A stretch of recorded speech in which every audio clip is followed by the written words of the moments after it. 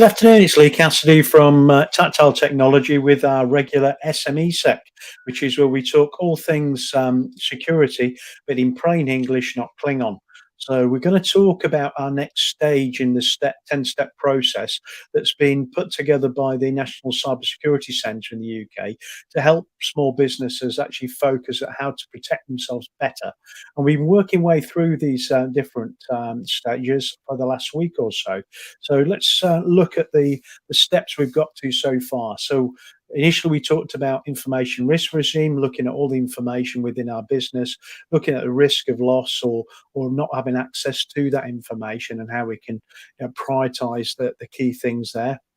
Then we've looked at security configuration, so how we can secure as much as possible of our infrastructure, making things more difficult for the hacker to get in. We then looked at network security, how we can restrict access to our network that our devices and our computers are connected to. We then looked at managed user privileges, so ensuring that users didn't have too high a privilege that would actually allow the hacker then to get to lots of systems and services if they did compromise a system. We then looked into education awareness of our user population to make sure they understood what was happening and what they needed to do if something did happen. We then talked through incident management and how we can actually track that and also get the notification at an instance in progress from one of three areas, either from some technology that we've deployed to actually understand what's happening in our network. Secondly, from our staff who are going to give us a picture of, I've seen something that doesn't look normal, I can see something's happening. And then secondly, at third place could be third parties, so our suppliers or other people that are working with us, such as our outsourced security team, can actually see something's happening and alert us to an issue and what's been done about it. We then talked about malware protection yesterday and the different types of malware and how they could be used to infiltrate and actually cause issues for us, and the reasoning why they're deployed as well. But then we're coming on to today, which is monitoring. So monitoring is really important because how would you know that something's happening if without some form of monitoring? So monitoring itself usually captures three different things. One is logs. So any of your bits of technology out there, so your routers, firewalls, switches, your computers, and any other device you have, commonly collect logs. So logs are a bit of information that says something has happened. So a connection event, a security event, a problem with a particular application. So there are a number of these logs that are created, and what we can do is we can actually bring those logs together into a central place and use those logs to be able to understand what's happening. So what we would do is combine a number of them and use a form of intelligence to understand, and also like pattern matching to understand what's happening with those logs. We also get alerts, so we can get an alert from especially a security piece of software to say there is an attack in progress. We can see something's happening, and we'll get an alert raised from that. So it's taking not just the log information, but understanding the context of what's happening and delivering that. And then finally, metrics.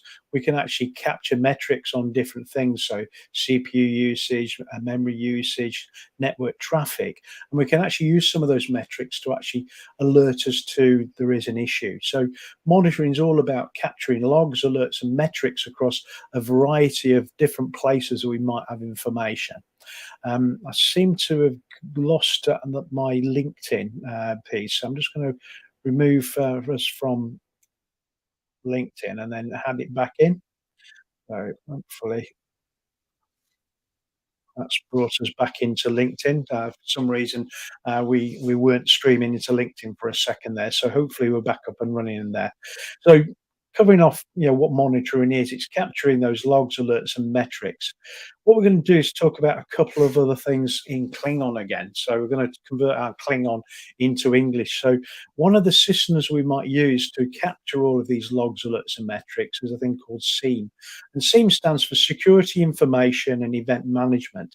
And it's usually a piece of software that's designed as a security piece of software to capture all those different logs, alerts, and metrics, and then to be able to bring together that information and understand what's happening. And in a lot of cases, we actually look at it based around what we call the MITRE attack framework. So SIEM is a piece of software that can collect all that information. And then what we'll do is then analyze that information and we look at it against this MITRE framework, so the MITRE attack framework. So we can understand that something is in progress, or we've detected that there's some kind of attack. And what MITRE does, it gives us a framework to understand what stage the attack is in. So what I'm going to do now is go through each of those stages. So initial stage with any attack would be a discovery phase. And this discovery might not be actually touching any of your infrastructure. It might be them going out and getting some um, information, understanding about who you are, your organization, the kind of things you do, and the types of business that you actually partner with. It could be that they're actually identified a particular target and you're a supplier to that target and you seem to be a good way to get to them. So that discovery phase is capturing lots of information and understanding what's happening and how they can get to you. The next thing is move on to the reconnaissance side. So looking at how we can actually capture some information and be able to use that information to get into your systems. Then we're looking at resource development, so actually capturing resource and understanding how we can actually develop an attack. Then we'll do the attacker will do an initial access. So we'll use a vulnerability that found through that reconnaissance and resource development activity to find a way to get into your system, whether that's through social engineering and using things like phishing attacks and things to be able to capture information about user accounts and passwords, or it could be using a vulnerability that they've identified within a particular service that you use, a particular piece of software you use, or the operating system that's utilized, by one or multiple of your systems as well. So initial access, getting the software in there and installed to be able to start the process of actually doing things. So execution is actually once that payload, that piece of software has been delivered to your machine, they want to start running that software to be able to start the process of the attack. But again, there are more pieces involved in this. So the next thing is trying to ensure that that software is persistent. Don't want it to just be installed for 5 minutes and then it doesn't operate afterwards. They want some persistence with the software. So whatever piece of malware they've delivered to you, they want it to stay sticky and be there in the background. So they're going to set it up so that if you restart your machine, it restarts. So that it's always running and available for them to utilize to gather information and to carry out the attack or whatever they've decided they're going to do with this particular piece of software. So once it's executed, persistence is the next thing. Ensure that it's going to run every time. If you shut your machine down, it restarts, or you do a reboot, making sure that that software will run each time you actually restart. The next thing is trying to increase the privileges of the user that it's using. Because if the user has really basic levels of privileges and can't install software, can't make configuration changes, and it's not just local, it's also with any of the services that you can identify, it's going to limit what the attacker can do. So what they're going to try and do is elevate the privileges, escalate them to make sure that the software that they're utilizing and the user account that they've compromised can actually do something that they want to do. So increasing those privileges, which is a critical thing from their perspective. The next thing they're looking at is to be able to evade any defenses. So if you've got some antivirus software or some kind of EDR platform, so an endpoint detect and respond software, they're looking to try and get around those things. Making it look like it's a piece of the operating system, make it look like it's a part of an application that you'd normally use, to ensure that the antivirus in a lot of cases doesn't pick it up.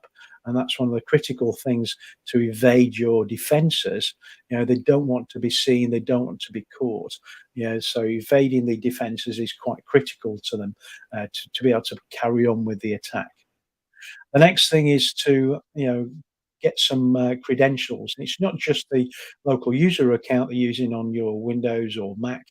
It's actually capturing lots of details of other services and credentials for those. So they'll look at your password data within your operating system, all the information they can find for everything that you use. So finding your email, login details, all of the other things that they can, to be able to then widen the actual scope of the attack. And the next thing is discovering all of the services that you can see. So looking at everything that runs on this local machine, looking then around it on the network at every single PC or server that you can see on the network, and find other places it could infiltrate and move across into. Next thing is to do that lateral movement. So move from its current position on a particular server or a particular PC or Mac, and move to the next one it can find. So it's discovered a particular service or vulnerability it can utilize to get across onto another machine. Then it'll move across there. Now it's impacting two machines. So it's looking to build itself out as much as possible across your infrastructure. It's then going to start doing collection. So it's going to collect data, customer information, anything that it thinks is going to be viable for use in some format in the future.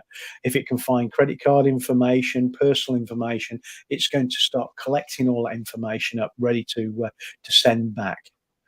The next stage is it'll actually connect back to its command and control.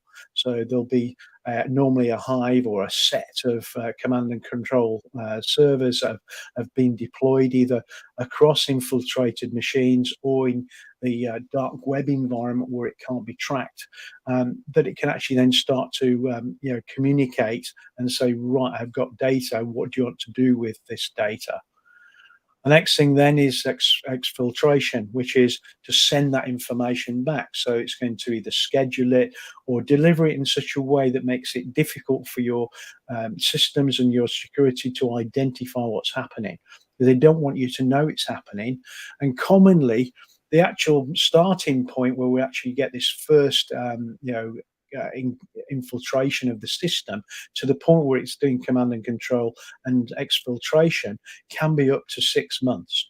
So they're going to take their time to try and get it all in place to make sure that you don't see what's happening, and then they can continue doing it for a long time without you knowing about it in most cases. Ransomware type attacks are slightly different because they may want to do it quite quickly to be able to start, making some funds from you.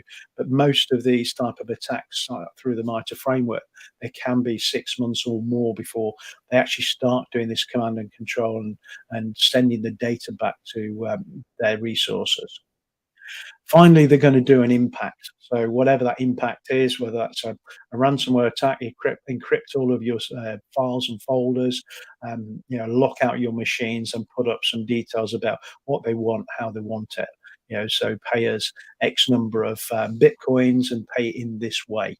So they're going to go into that phase at the final point. So looking at impacting you in some way, shape, or form, or using that information to tell you that we're going to pass this information on to your suppliers to say that we've infiltrated your systems and extract data, and your protection isn't as good as it could be.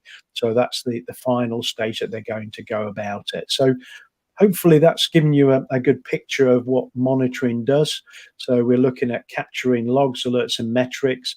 We use technology such as SIEM, so security information event management, to capture all that information. We utilize endpoint protection technologies as well, and endpoint detect and response pieces as well. The MITRE framework is then utilized to understand what stage the attack is in. Is it right at the early stages of the execution or pre-execution, where the payload's been delivered but it's not been run on the machine yet? Or is it the far end where we've actually gone through the stage and we're actually starting to send data back or looking to try and impact the system? So we can understand where they are in that attack, using that MITRE attack framework. Tomorrow we're going to move on to removal media controls, because removal media can be a real issue, and it's commonly a way that some kind of disgruntled employee or someone who's leaving the business to go elsewhere will use removable media to actually take information from your systems. Plus, also, it can be utilized by the hackers remotely as well if they can actually get information stored onto some removable media device. So we're going to talk about that tomorrow.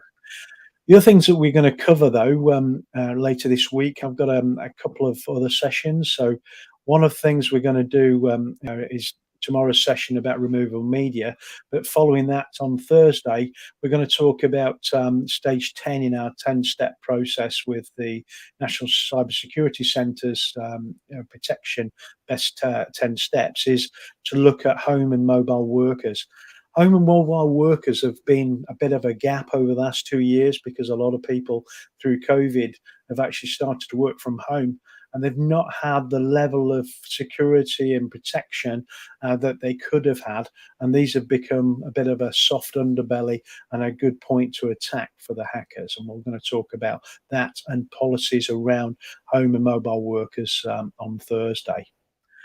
On Thursday afternoon, it's also back to one of my regular sessions in the hot seat, where I interview someone about their life and their business. So we're going to have Adam Dillaway in to actually talk about his experiences growing up in the Black Country, going through his career, and then finally talking about Dillaway Business Service and what he's doing today.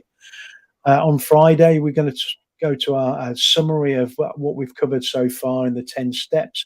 Before Monday, we start back to NIST again, and we're going to go through the NIST framework again before we then move on to understanding in more depth SIEM and EPP EDR, so endpoint protection and endpoint detect and response type services as well. So we're going to come back into the NIST framework on Monday and move forward from there next week. So hopefully I'll see all of you soon, and we can talk more security in plain English, not Klingon. So join me tomorrow at 12:30 to 12:45, and also Thursday for In the Hot Seat at 2 p.m. Thank you very much.